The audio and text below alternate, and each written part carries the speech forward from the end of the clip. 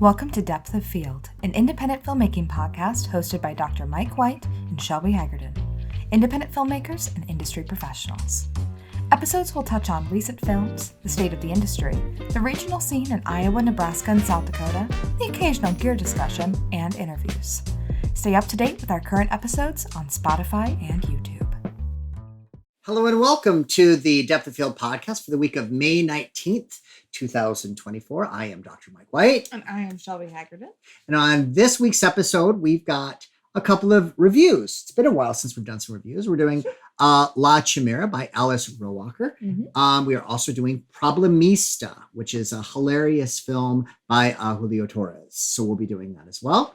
Also, we've got a great interview with our friends Adam Orton and Rob Merritt.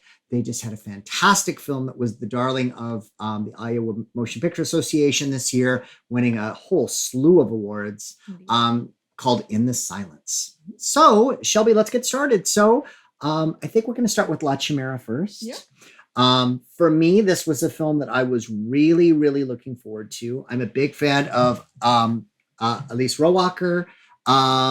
She actually had also done Happy as Lazaro, which I love. That's a favorite film that I teach in my European cinema class. It is a fantastic film. She also did Heavenly Bodies and The Wonders. She actually studied classics at the University of Turin. And then she specialized in screenwriting at the Holden School and also in Turin. So what did you think of this picture? I loved this film. It's I think it's really interesting because it feels like a very modern Fellini. You know, you can feel it's neorealist, Italian neorealism. It's very beautiful. I loved the camera it was shot on. I'm not sure what it was shot on, but beautiful film. No, I loved it. It was weird. You had to pay attention to a lot. I like that it keeps your attention, but also makes you pay attention. Because you're also kind of trying to figure out exactly what's happening before they're telling you. But it's hard to predict, which is great. Well, and being a fan of Alice Rohrwacher, for people who follow international cinema, she's big in Italy. I mean, she is a really big contemporary, maybe one of the biggest female filmmakers in Italy, and she is absolutely fantastic. What's the film about, though? Well, we'll let's talk about that. Okay, so the film stars Josh O'Connor, and he's a British archaeologist who gets involved in an international network of stolen Etruscan artifacts. And this is during the 1980s. So basically, he's kind of a lover of archaeology, but ends up in kind of a tough financial situation, kind of black market trafficking things. And he has this gift where he can kind of, using a divining sticks, be able to go ahead and find these tombs that they can raid. So it's the idea that everyone has their Chimera, hence the name of the film, and his is to be able to detect what is underground, and he used that to be able to find Etruscan artifacts. It's awesome. It's wonderful. A really original idea. We won't give a lot of it away, but the acting is incredibly good. The sets are fantastic, and I think one of the things I really like about it is in rural Italy. And part of that is we see so much of the beautiful tourist Italy in so many projects and films. This you don't. You see the rural Italy. You actually see some places that maybe are not as glamorous as the cities. Well, you're seeing poverty. Yeah, and you see a lot of poverty in the film.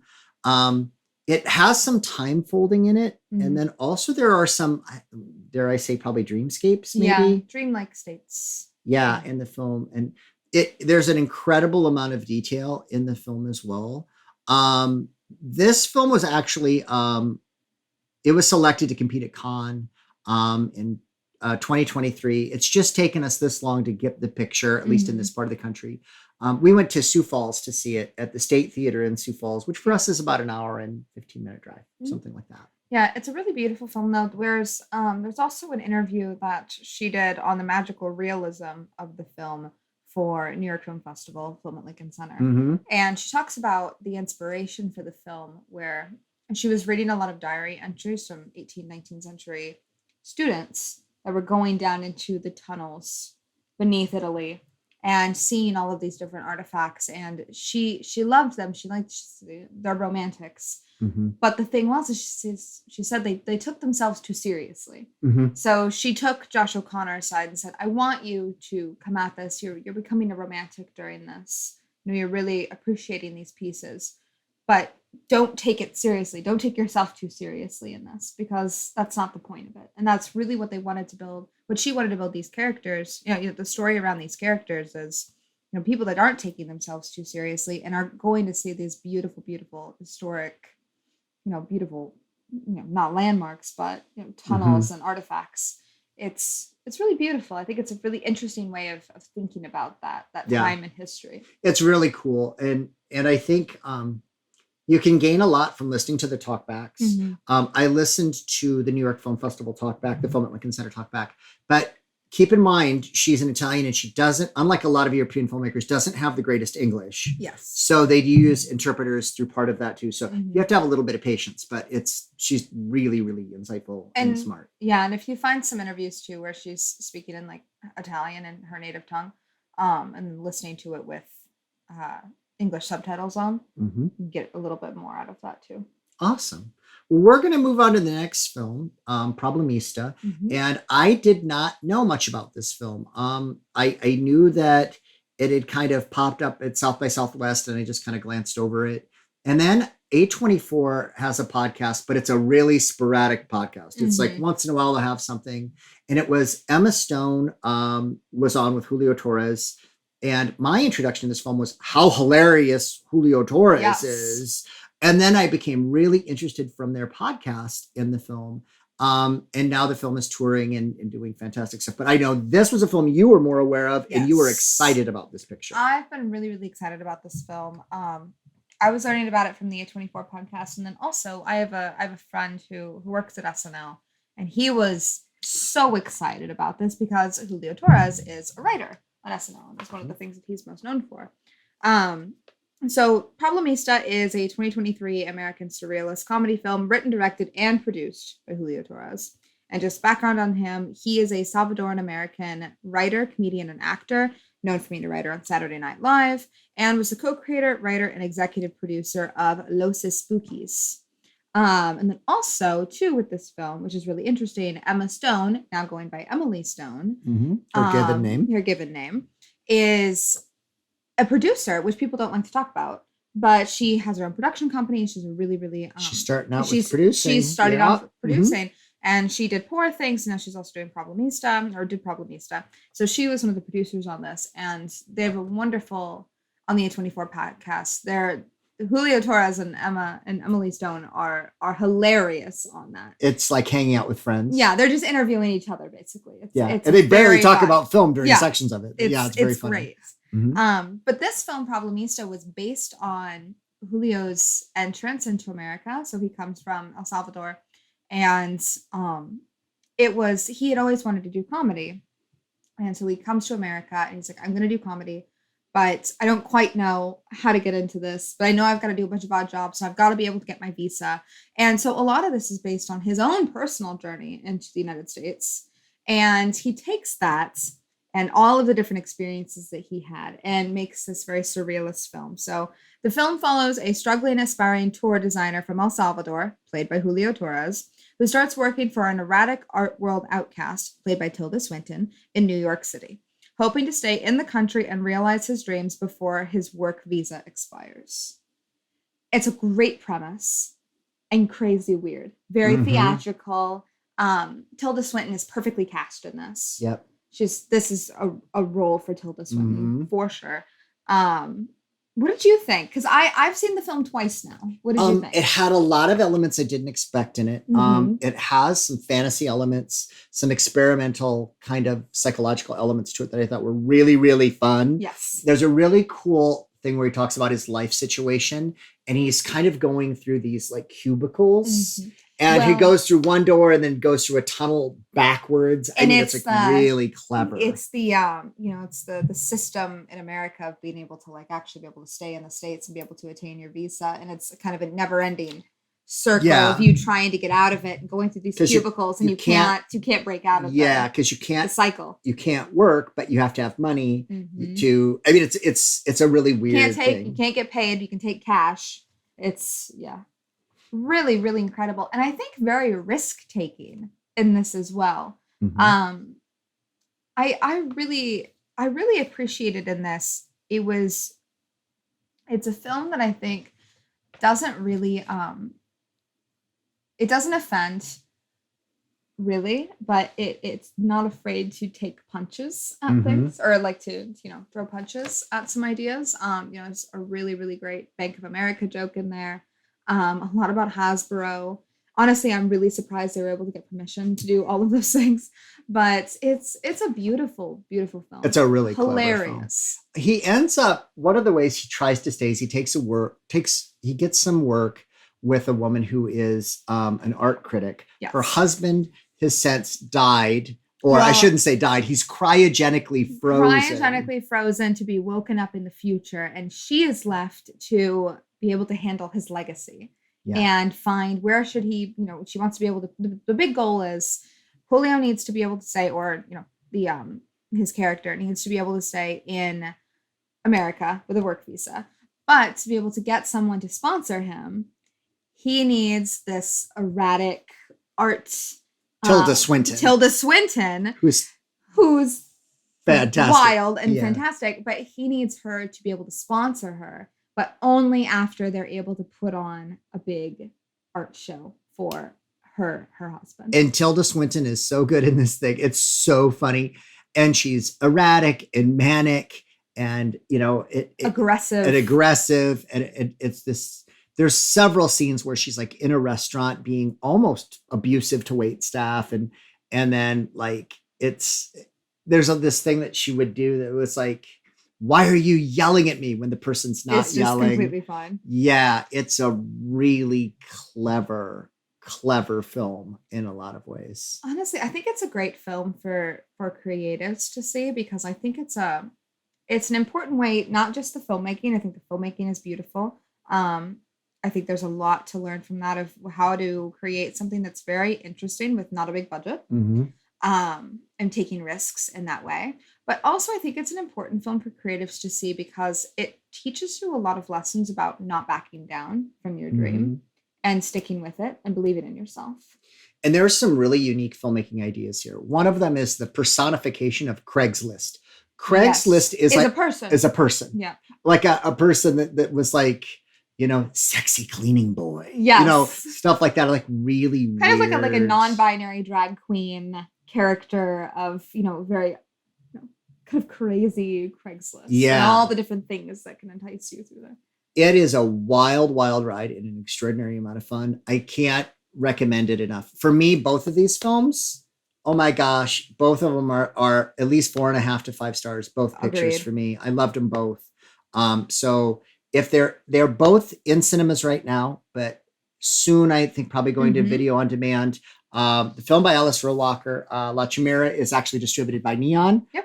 The second film, Problemista, was purchased by A24. Yep, and it premiered at South by Southwest last year in March and was released in the United States on March 1st. Yeah. By A24. And it was one, I have to admit, I usually have my ear to the ground, and I missed it. And it was just a thing that I didn't really discover this picture till maybe a month ago. And I was really happy to see that it was so close to where we live. Yes. So city's not terribly large, so we don't get a lot of great independence here, but we definitely could make it to Sioux Falls to be able to see it. Wonderful film. Anyway, so that concludes our section on our reviews for the week. Indeed. Okay, on our next segment of Depth of Field, we've got our dear friend, Rob Merritt, and a new friend, Adam Orton. Adam, we've never met before, so we're thrilled to death to have you guys on the show. So welcome to the show, guys. Yeah, thanks for having us. Thank you for having us. These guys have a terrific new film called In the Silence.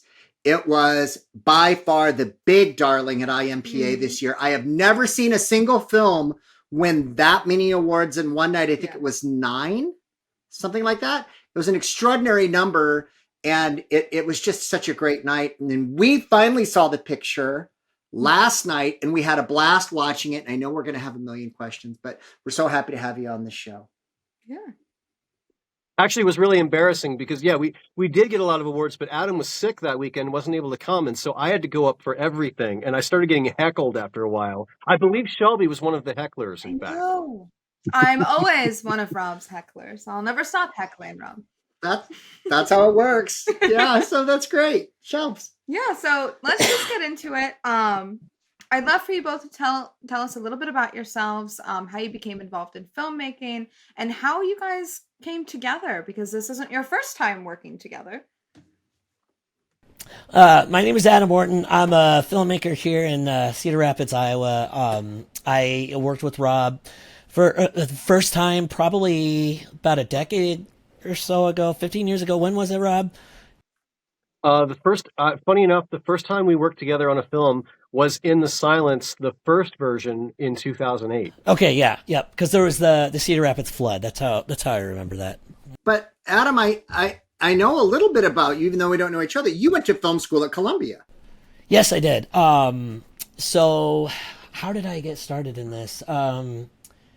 In roughly 2005 or so, I started working in television production. I got my first production job at a news station in Cedar Rapids, Iowa, called KCRG TV 9. I worked as a floor director and a camera operator, and that was kind of the first time I had seen Rob. You were doing like a morning TV segment on entertainment stuff. So you would get up there, I think, with Scott Sanborn, and you would talk about like pop culture stuff in the movies or whatever. And I remember thinking like, God, that guy is handsome. You know what? I said the same thing about Scott Sanborn. It was a good dude. Yeah, exactly. And then I was like, Rob Merritt's okay too. But no, I remember thinking like, oh, this guy, he's really nice and talkative. He always has good stuff to say about, movies and stuff. He's good at sounding intelligent.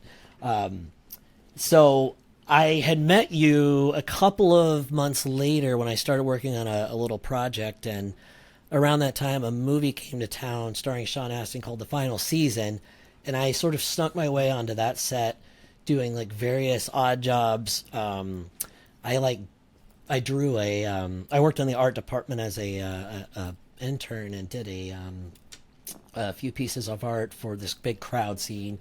That's kind of my claim to fame, but just a whole bunch of various things on that film like really helped inspire kind of my love of movies and in being creative, and I had wanted to be a professional musician since I was in high school, and I've had piano lessons and guitar lessons, and I had planned to go to music school and go into music composition and write music for movies. And so I'd always kind of loved movies, and the more I went on, the more I discovered that there were less filmmakers with movies that needed scoring than I knew. So I was like, well, I'll make my own movies and then I'll write music to them. And sort of, I kind of eventually discovered I like doing that part more. Though I still occasionally, dabble in music and everything. So Rob Merritt is who I ran into at KCRG, and I discovered quickly he was like probably one of the most talented actors here in Iowa. And he brought so much to that character of this original story that I wrote back in 2008 called In the Silence. And I was just blown away by, what he brought to the scene and the production in general. And originally he was scheduled to be the David character, so the main character who moves out to the country at the loss of his wife. And Rob said, "Oh, I think maybe Tim would be better at that role, and I would be better at the loner character that sort of wanders around." And I have to say all this without spoiling the characters. So I was like, okay, cool. You guys can both act. We'll see how this sort of goes. And then later on, after finishing it, I was like, oh, it would have been interesting if we had done it originally. Well, years go by, we have children, we have a feature film in the can and a bunch of other little short films, our midlife crises were at its peak. And we said like, well, at least mine is, we said like, hey, let's make this, let's go back and make In the Silence, now that we've had a little bit of experience and a little bit better access to cameras and stuff, to filmmaking equipment. And, that's sort of where it evolved. And I said, hey, this time you should play the role that we originally were going to have you play. At least that was in my mind. And Rob, you had some other reason. No, actually, so It was funny because it started as a joke at first, because the movie that we made back in 2008, Adam, I mean, I know Adam had shot it in HD, but we lost the masters for it, and all that we had was like a DVD copy of it. And so I got a hold of this program called Topaz Video AI, which supposedly can upgrade standard definition footage to HD, and I kind of used it to do a restoration of the old film and try to make it look as good as we could for what we shot back in 2008 using consumer cameras and all that stuff. And I sent it to Adam, and we were just kind of joking about it. And it started as a joke of like, imagine what we could do with this today. And then at some point it became actually a serious idea. But something that Adam's leaving out is that we did change the story quite a bit, because having had a decade to think about it, we had all these different ideas for what the story could be. One of them was that in the original, the character of Sam, David's wife, was a much smaller character. We were like, she needs to have a much bigger impact on this story. So we made her character a lot more significant. But the other thing that was a big change was that back in 2008, neither of us were parents. And now, jump forward 15 years, we both were. And we both were very aware of how much having kids profoundly affects your priorities. And so we brought that element into the story as well, because all of the stuff about David's son, none of that was in the first one. It was all like a lot of new things that we created. And so actually, if you were to watch the two films now, and actually Adam and I, we did do that when we had like the first screening.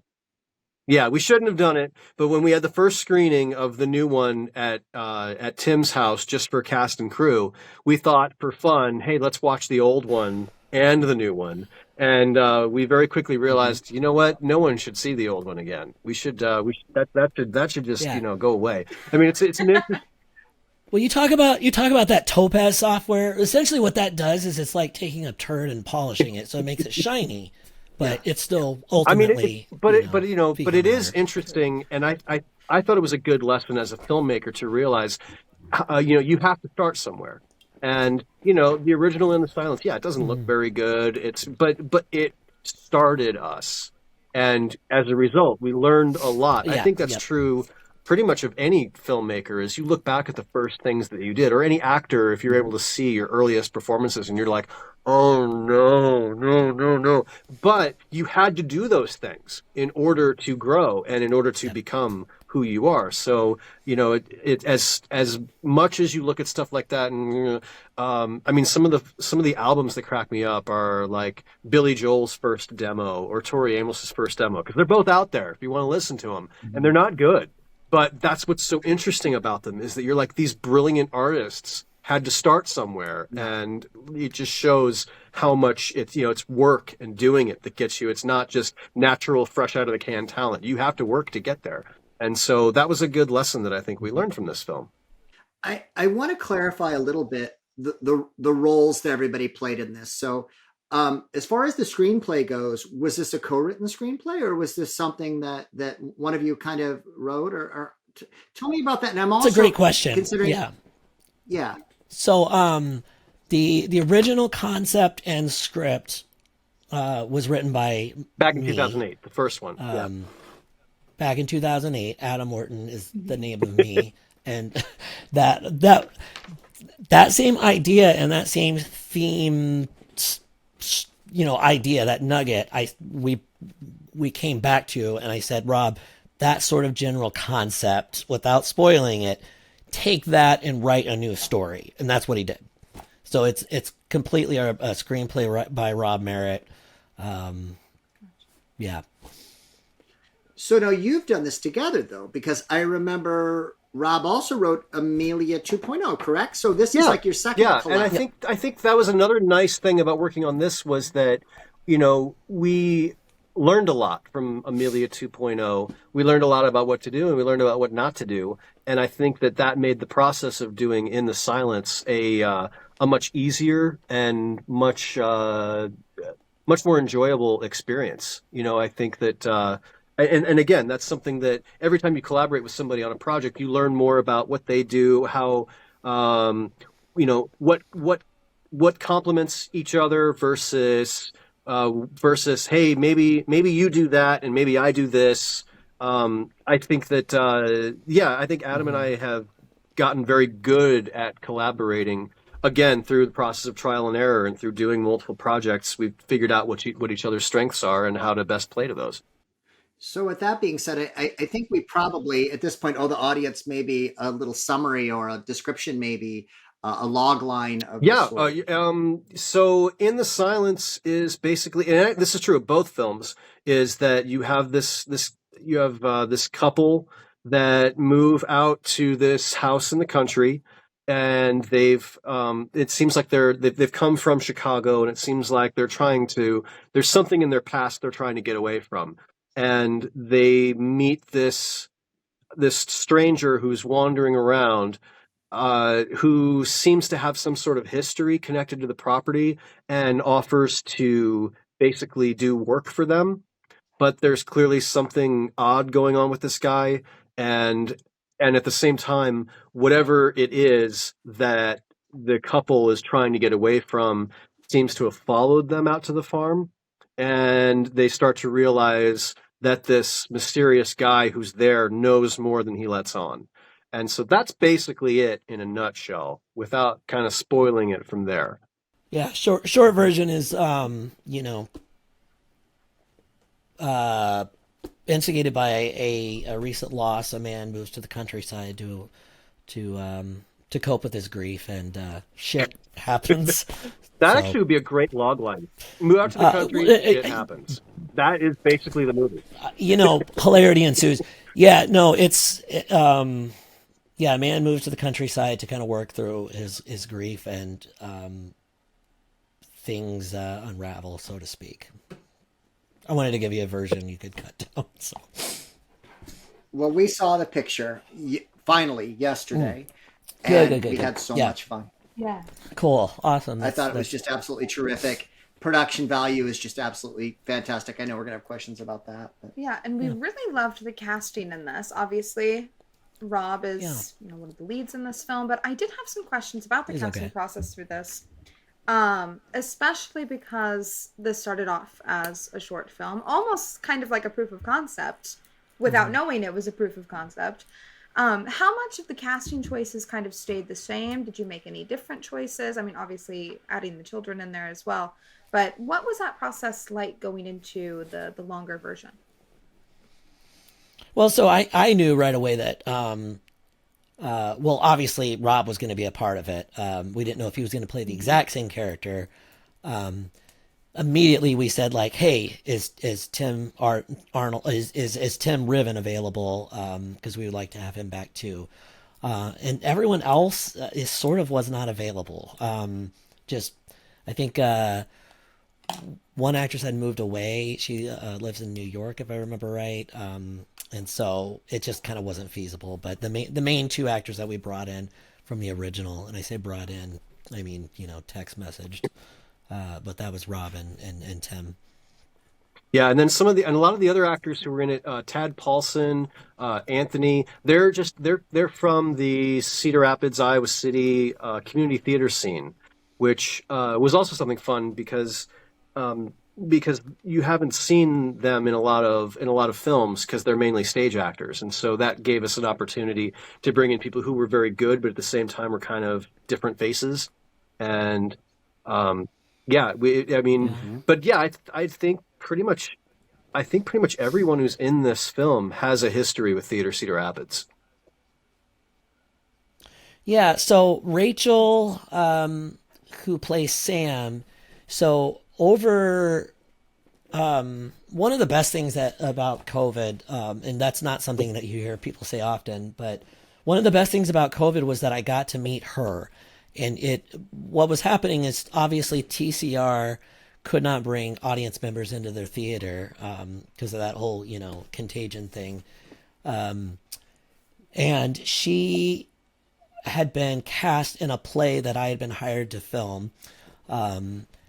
And we had all the way we were going to do it is we all took COVID tests. It was a very small group of people. basically I shot it like a film. I worked with Angie Toomson, who directed it, and she had cast Rachel in that. And I remember seeing her from the first 10 minutes and thinking like, how is this woman not doing more? Like I couldn't believe it. And I filed her away. And I'm sure you, Mike, and Shelby are the same way. You know, when you meet someone at some random event and you learn something about them, or you see them in like some mayonnaise commercial and you're like, oh, they're really good. Like you file them in the back of your head. And that's what I did with Rachel. And so years go by and finally I was like, yes, I got to contact this person. And she jumped right on it. And, you know, I was happy because, She was there's a lot of things I would have done to get her in the film if she had said no. well, she was in a But we won't mayonnaise talk about commercial. those. I guess you could say she really knew her craft. Yeah. No. That's Oh, good. Gosh. Allie's not here, Rob, to appreciate that, okay? Rob is a dad. Definitely a Yeah. dad. That's a good one. Well, cool. I'd like to talk to getting into a little bit of the production design, which congratulations on Best Production Design for this film. I'd like to chat a little bit, getting into the design, what tech looked like, camera, lens combo, and then also a little bit about lighting and kind of, because of the beautiful lighting throughout the film and a really, really distinct design. And I was wondering if you had any particular frames of reference that you were going off of, any other films that you kind of maybe wanted to emulate or, pay homage to. If you could just talk a little bit about that, I'd love to hear more about it. To any of I that mean, first. as far as production design, I mean, I helped with some of the location scouting, but that's mainly your baby. I think you should probably address it. Originally, when we had the idea for the first iteration of this film, a certain Bruce Willis movie. I can't mention that inspiration. 'Cause that might Admittedly, spoil I it, thought but Tears of the Sun was a weird movie to try to model after, but Adam was like, seriously, I love the look. This is what we want. This is what it we was the want. kid. It was the kid. The Sixth Sense was basically. Let me find something else. Hang on, let's again. Okay. Let me start again. Okay, so when we first started making In the Silence for the very first time, the first iteration of it, it was inspired heavily by like Roger Deakins and his work on M. Night Shyamalan film The Village. And at the time, I was really into M. Night Shyamalan. I still am, despite some of his other films, not having a lot of commercial success. And that look from that original design, I sort of held it at the back of my mind to this film. And I said I wanted to do like what we were doing with that original film, but just kind of try and do it better. So like none of those artistic references really changed over the years. I think I got better at them. And Roger Deakins, his whole approach to lighting, I think has been something that's really helped me as like kind of a solo shooter. And I think it lends itself particularly well to this type of film. Like the German kind of chiaroscuro, I think I might be pronouncing that right, maybe. And like those sort of early noir and German expressionist films, they all kind of have that high key single source lighting, which I think is very, it's conducive to like a small crew like what we had, and also to the tone of the story. So I think logistically it helped us, and as well as artistically working kind of towards the story. And it was a long way of answering that question. I would say, yeah. M. Night Shyamalan. I would there say you also go. that we got really lucky with the farmhouse that we found for this film. It's just outside of Cedar Rapids, and it not only had the house, but also the barn, which was one of the like most rundown. It was already really run down, and so it only took a little bit of lighting trickery to make it one of the creepiest frickin' barns you've ever been in. There was, enough cracks in the walls that Adam could put a light behind it, and you'd get that cool effect of all of the, the outlines of the light coming through the wood. And there's one shot, I think it was the clip that actually played during the IMPAs for the production design nomination, where the camera is slowly panning and you just see these like dead animal skulls and all this stuff. Mm-hmm. And that was all there. We just kind of arranged it to make it look good for the shot, but we didn't have to find any of those props. We just were putting them all. I mean, that barn was filled Mm-hmm. with the wagon wheel that I actually I revised and made a new monologue for Charles' character about the history of the wagon wheels and how they were used, because we went out to the barn and found that there, and we were like, oh my god, we've got to use this in the story somehow. So it was a nice mixture of having a lot of really cool stuff to work from, and then from there Adam figuring out really clever ways to light and frame that stuff. So it was, it was taking what you already had and then doing really, really cool stuff with it. Which, and it looked Yeah. like we were brilliant designers. Actually, we just, got lucky with where we were. Yeah. Going back on a previous thing, I forgot to mention sort of what our technical side looked like. Mm-hmm. We had about 600 watts of light, so we Yeah. had two aperture 300D or three 300 aperture D lights, and then like a couple of handheld LED lights, a Dana Dolly, and then the camera that we shot on was the original Red Dragon. Because there's a couple of iterations of the Epic Dragon. Dragon, wasn't it? It's the one that. Yes, I think there's a couple of iterations of the Epic as well, but it's the first sort of generation that came out. I bought that camera because we shot Amelia on it, and I fell in love with it, and the price, had sort of dropped recently, but that really kind of shows too, just sort of where technology is going. When we shot In the Silence 1, that camera was, I don't think it had even been invented yet, but when it came out, it was roughly $40,000. Lights were still tungsten and HMI and required thousands of wattage and put out all kinds of heat. You would have to hire a generator. Most of the lighting for this movie I could run off my van battery. Oh So yeah, definitely. those certain things helped, like just the size of the crew, be able to get stuff done. So using what you got and trying to find locations and actors who can carry their own, I think just went a long way and made the film work Well, and being so small, in the we ways that also it could be did. pretty So nimble and react to things. I had mentioned to Adam yeah, where there's the scene where David visits a gravesite, and at the time I was like, oh, it'd be really cool if we had snow on the ground. But we were filming in autumn, which worked really, yep, really well for some of those farm sequences, like because the colors changed right as we were filming. If you look at our original location scout shots, everything's green. But by the time we got out there, everything was going golden. And then I think we went out there for a couple of reshoots at the barn, like a month later, and everything was dead. So we had got there at exactly the right time. But the problem was that meant, we weren't going to get snow, or at least we didn't think we were going to get snow. And then I remember there was a day, in the middle of the shoot, and we got like a freak snowstorm, and it was in the morning on a weekday. And I messaged Adam, and I was like, "What are you doing at lunchtime?"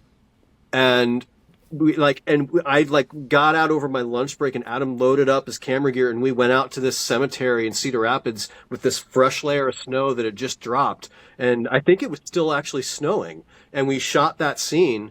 And I think by the next day, it was all melted off. It was just like this crazy, but because because we had that ability to react very quickly to something, we were able to get that shot in like October.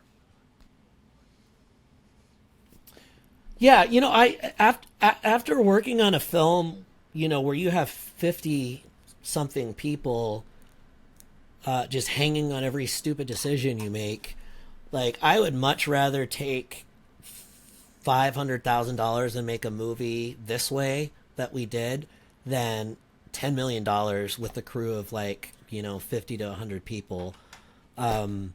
It is so much more fun and so much more creatively invigorating to do it that way. It just I don't care any, like, whatever other films we make in the future, and how far they go. Like, it doesn't matter to me. Like, I want to keep having that type of fun for the rest of my life. No, whatever level it looks like.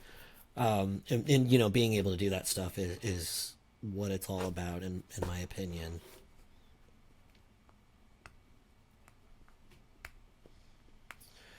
Oh, I'm embarrassed to say this, I guess.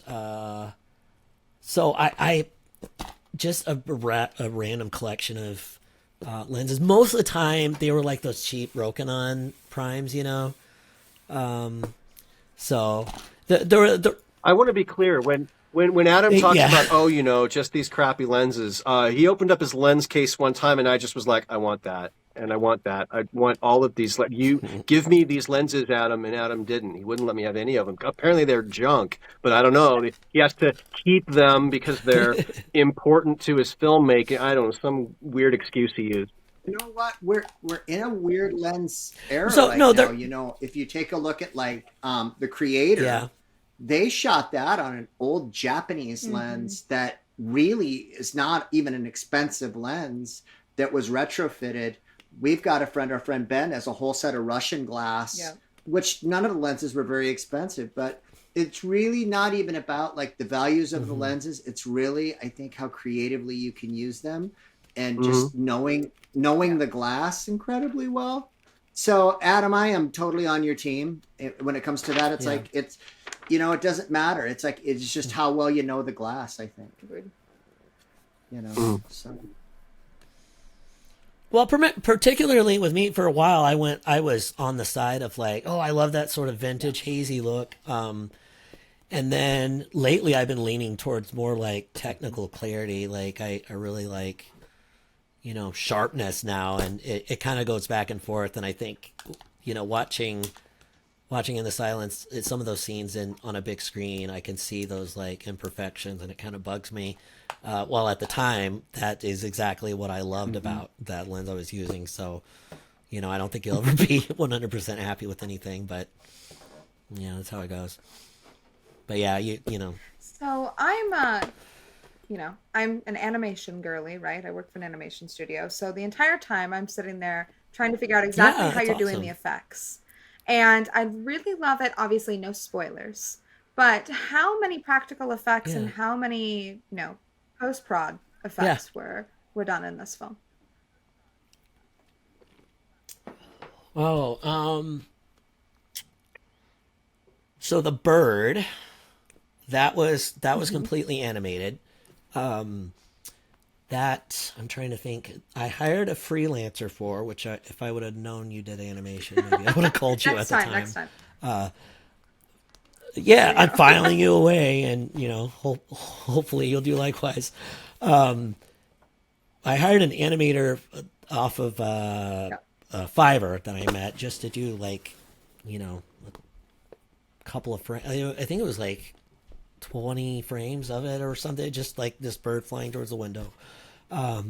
That scene of Rob while he's walking up, the outdoor was actually like what you're looking at. That all needed to Yeah. be rotoscoped out. In addition to the bird, so the bird is like obviously the big part of it. The other part that you don't notice is that was a different location that we were filming in. And instead of looking out onto a countryside with birds in the background, what you actually saw was the middle of a street corner that was covered in snow. So that all had to digitally be replaced. Then I sent that to the animator. Then they added the bird onto it. That was probably the biggest effect in the whole thing. And then there's the shots of the child. That I would say it was sort of done as one shot, then it was just kind of split up. So I will say, as an actor, I was impressed at how many shots in this film were, in fact, practical. That there were, I mean, yeah, there's definitely some CGI augmentation here and there, but a lot of the stuff that you see really was done. There's a shot early on where I walk into the barn and I'm close up to the camera, and then you just see this figure pass in the doorway. Like that's all, that's not CGI. We actually put Tim in a cloak and said, just walk in front of the door. And it worked really well. And there were a number of shots involving both Adam's son and my son made their theatrical debuts in this film, and there were several shots where there were some really, you know which shots I'm talking about, but there are some really cool shots with Adam's son that were practical, and Adam can tell all kinds of stories about getting him to do what he needed to do in order to create these really cool effects.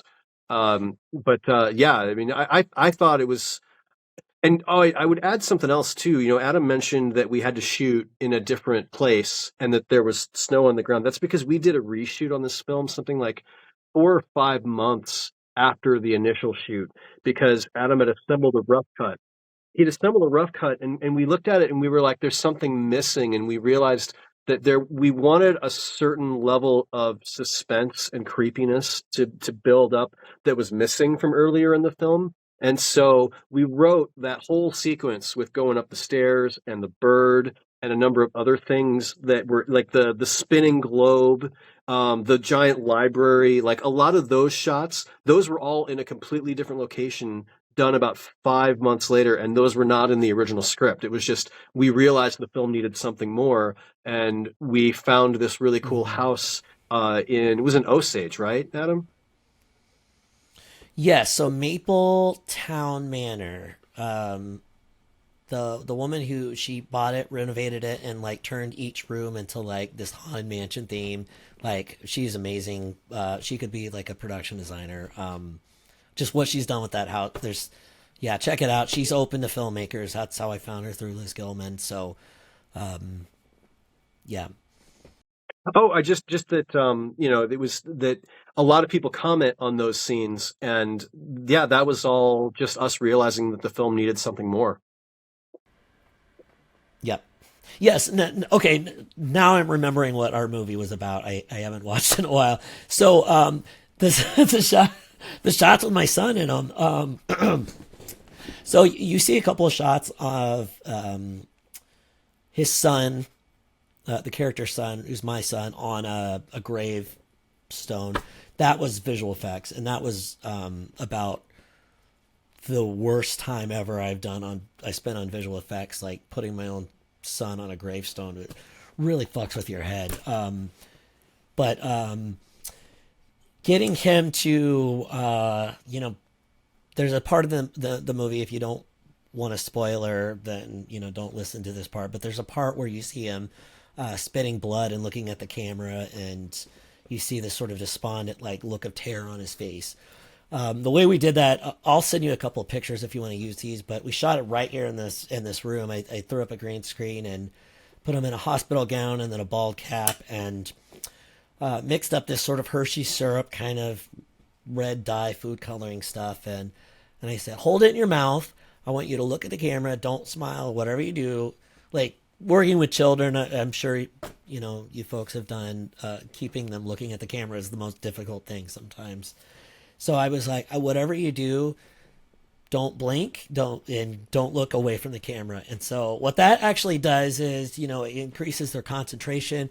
It also gets their eyes red, which kind of plays as like this sort of inner terror. And it's, it's a helpful film acting trick sometimes too. But I had him do that for a long time, and I said, hold that blood in your mouth. And when I say go, I want you to just cough and let it out all over the shirt. We're only going to do one take. All you got to do is just not look away from the camera, and you'll do fine. And so we finally get around to doing the cough. All of the sticky blood's all over him, and I'm like, okay, I got to get 30 seconds of you holding this expression at the camera. And Oliver is like basically crying at that point. And so that look that you see on his face of like, this Children of the Corn kind of expression that he has is actually him just wanting to go play Minecraft.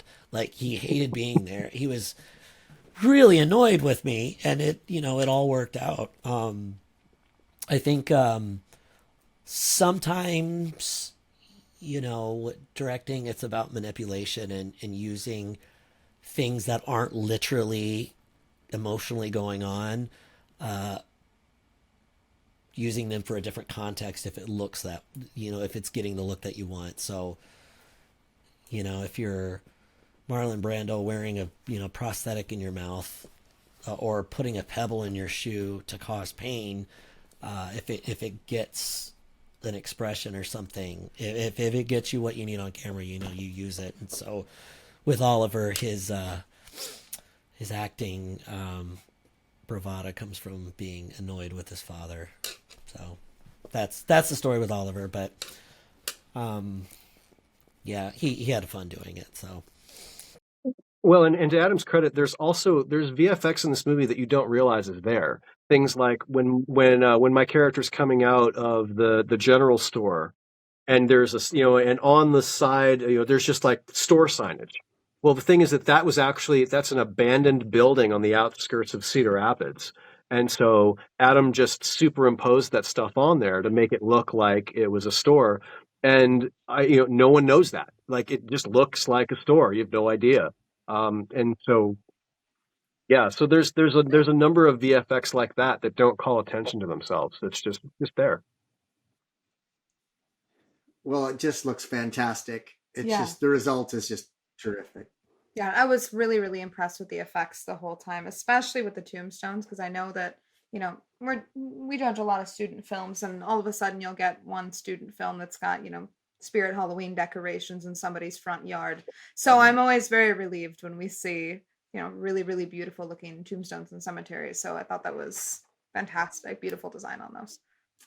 Well, we've got a couple of questions. One, where can people see the film? That's the big one right now. One of the challenges that we faced, that we continue to face with this film, is that it has a runtime of 46 minutes. And we kind of realized going in, once we had a rough cut of it, we were like, well, what do we do? We could try to cut it down to below 30 minutes so that it would be a short film, or we could try to figure out how to lengthen it into a feature. And we just felt like it was the length that it wanted to be. That we were afraid it would lose too much if we cut it down, and at the same time, we didn't know if the story would be able to handle an extra half hour of filling put on it to get it to feature length. And so we knew that was going to hurt its distribution chances, that was going to make it a very hard sell, because distributors don't want a 46-minute long film. And but we talked about it. We were like, you know what? We want to, this is the story we want to tell. We'll let it be its own thing. And so obviously that's impacted its distribution chances. But that just means that when we do finally put it online, which hopefully we'll be doing soon, it's still racking up festival. It's going to be, Adam just told me today, it's going to be in the Interrobang Film Festival in Des Moines. And it continues to pop up in festivals here and there, and so it's going to finish that run. But once that happens and we're able to just put it online and let people see it, I think that once that happens, its length isn't going to hurt it at all. I think that that people will be all about it once it's online. Well, okay, so we're trying to arrange for one more screening, and I'm not set on the date yet, but I think it's going to be July 2nd. The best thing that you can do is go to facebook.com/inthesilencefilm or inthesilencefilm.com, and we'll have that screening on there. And as soon as we do that big final screening, we're going to make it available much more easily. And then if people want to sign up for updates on what we're doing in the future, again, follow that same Facebook page, or you can follow my company film page, which is facebook.com/Dream City Cinema, all one word.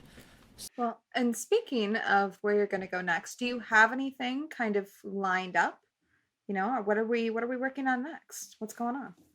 Yeah, and I will say, Adam's already got a couple of really cool film ideas in his head. I actually have one that I'm tossing around that I'm going to send Adam's way. And that's what's cool is, when you work together on something like this, it kind of inspires you on where you want to go next. And so, as far as that goes, In the Silence was very successful for us. Yeah. We don't mean that hypothetically either. Like, I had a distributor watch it, and they were totally interested. They're like, this is totally the genre that we want to sell, and that sells really well for independent film. And they're like, sorry. So. I'm working on being a dad times two right now. I'm actually taking I'm taking a much overdue hiatus this summer and just focusing on, my wife and I just had a baby 2.5 weeks ago, and we have a 2-year-old, and I'm just kind of like, you know what? Um, I have many memories of, driving 4 to 5 hours each way to do movies with the two of you, or, spending, and it's like, maybe it's time to not do that for a little bit. Let's be at home. Let's be a dad.